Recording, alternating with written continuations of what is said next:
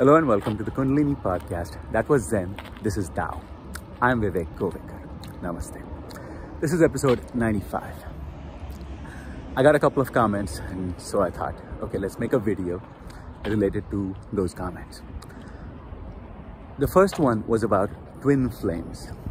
I guess this is like a soulmate, and I have read briefly about that concept. Now, to be honest with you, my process is very different.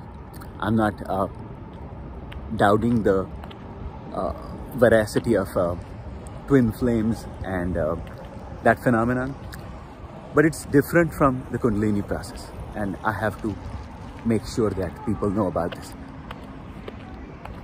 The Kundalini process is about that individual, and when it opens up at the bottom of your spine, all that the energy does is fix everything that is inside this body.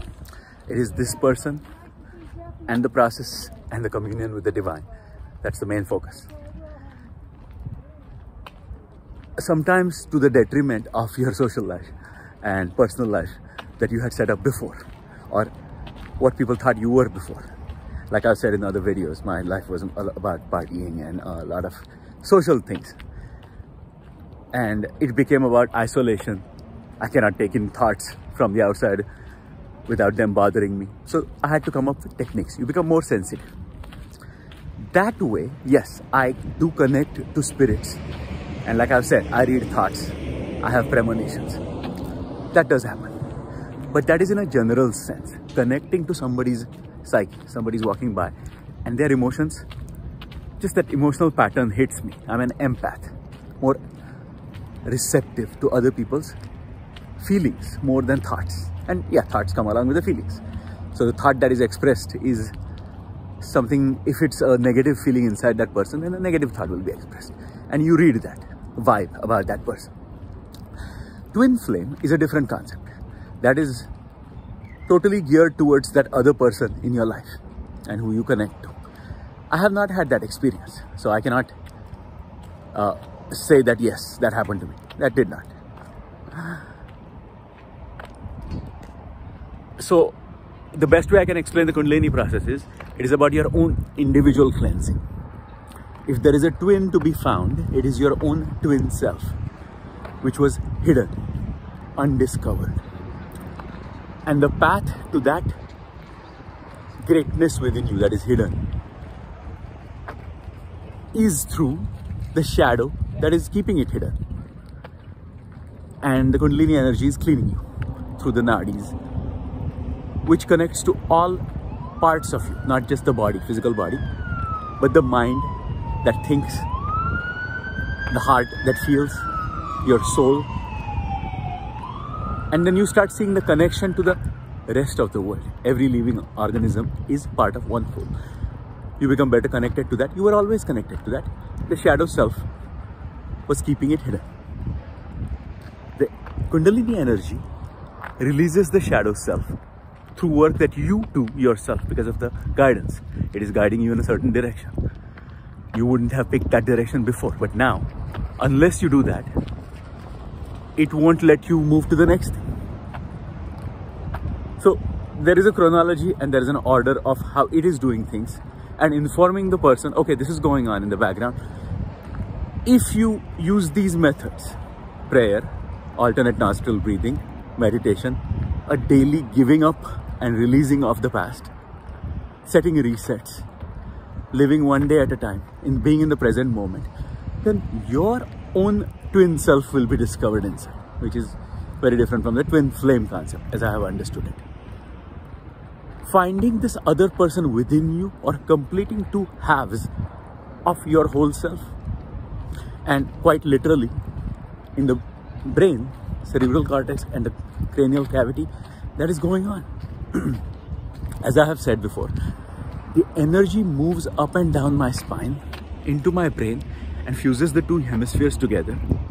And as a result of that, there is the appearance of a third eye. But the fusing of those two parts that have been kept separate by evolutionary biology, just the way the process is supposed to unfold, there is an extra step to being a human being, which not every single person will access in this lifetime.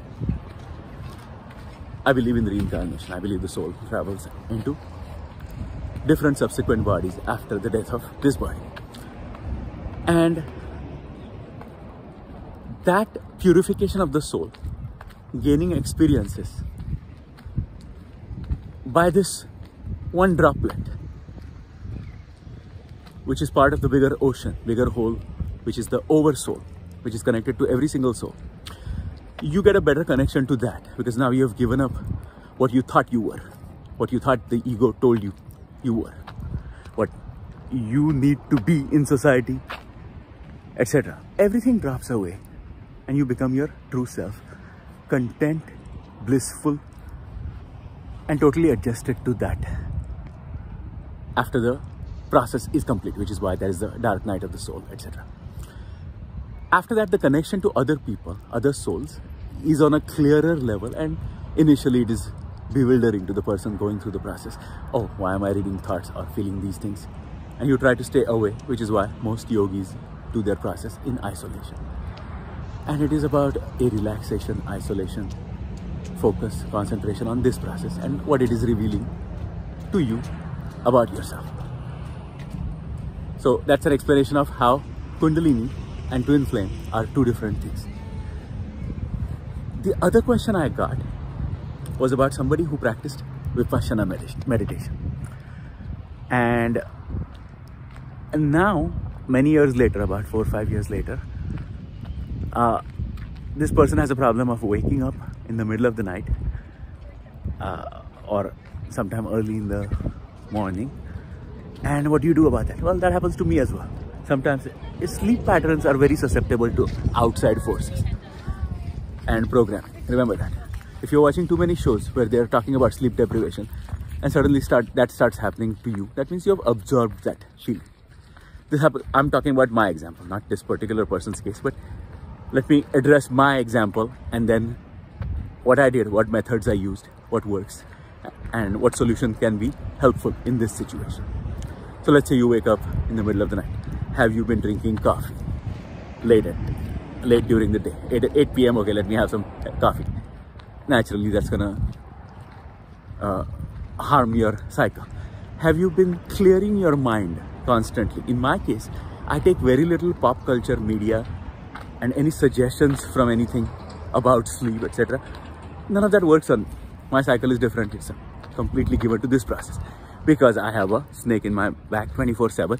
Everything in the outside world is also happening in addition to that as I'm dealing with this.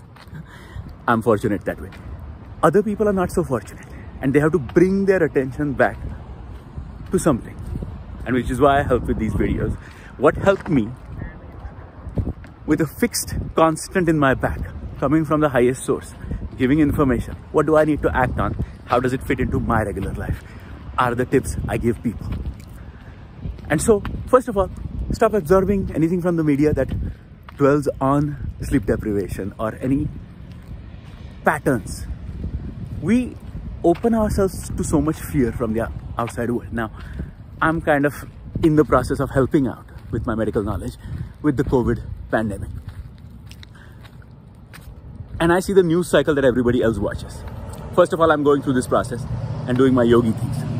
So my relationship to pop culture and how much I absorb is already very distant. It's mindfully observed, and that comes from a point of view of, oh, what can I do to help? Where does my medical knowledge help here? So I'm scanning the news completely differently. But I can see how that can affect somebody's mind. Did you watch a scary movie before you went to bed? Did you meet with people and talk to them? And they were talking about their issues and sleep deprivation, etc. You don't have to pick any of that up. And you learn how to see those as negative suggestions and create blockages for those forces to enter your mind. That is through Kavach mantras. As I have said before, Devi Kavach. I have found another one recently called the Panchamukhi Hanumat Kavach. It's about the god Hanuman.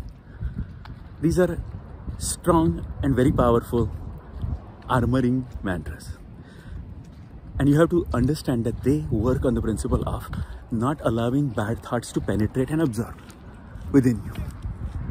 But you can help the process by using mindfulness and identifying harmful thoughts. For example, there were these great movie directors, Francis Ford Coppola, they still are great movie directors, who made The Godfather.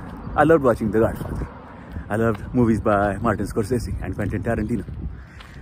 After my awakening though, I realized that a lot of it is based on, they're great movies, they're art, I love watching them, but lots of violent themes, gangsters, killings, and they're shown in a very gory way. Well, it's no different from watching just a brainless horror movie for the same reason, like, oh, maybe I'll stop watching this now because it is putting too much negativity in my mind. So they're still great directors. I still have fond memories of all those movies.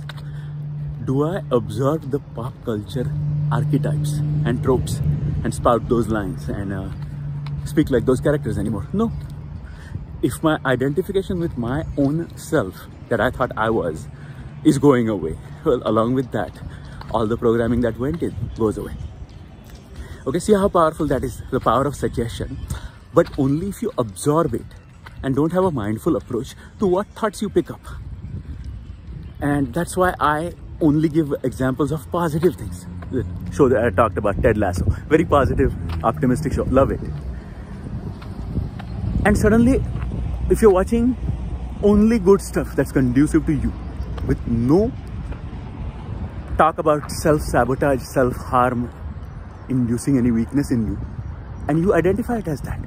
Not that any of those people are doing that on purpose, that is their art form. But it ends up being an accumulation of junk. And my whole attempt with these videos has been to help people release that junk on a daily basis. Which is why in the last video, number 94, I talked about a release valve. Well, in a release valve, first you have to have an identification mechanism of what is to be released in the first place.